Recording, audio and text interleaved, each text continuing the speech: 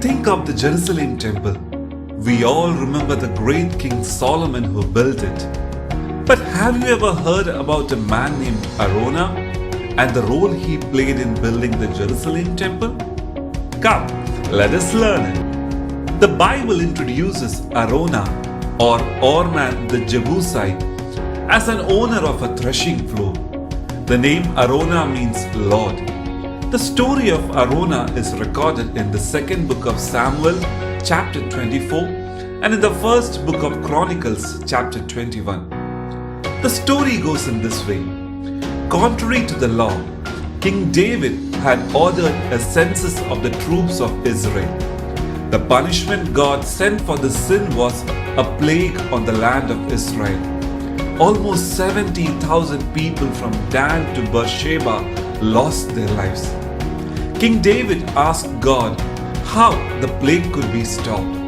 The Lord, through his prophet Gad, ordered David to build an altar on the threshing floor of Araunah. King David approached Araunah to buy the property. Araunah, being a humble and a God-fearing person, wished to give the land as an offering to the Lord and the king.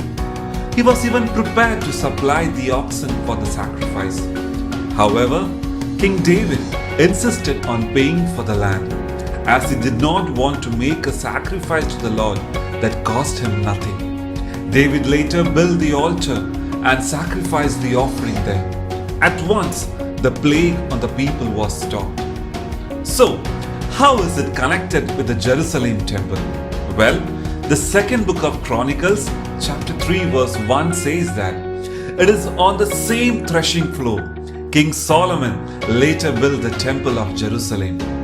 Araunah could not have imagined in his desire to serve David and the Lord Almighty that one day the temple would be built on his threshing floor.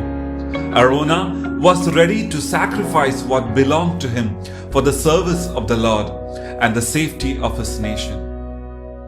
Friends, amidst this pandemic, let us model Araunah and engage in such small acts of sacrifice. God will surely remember and bless it for a higher cause.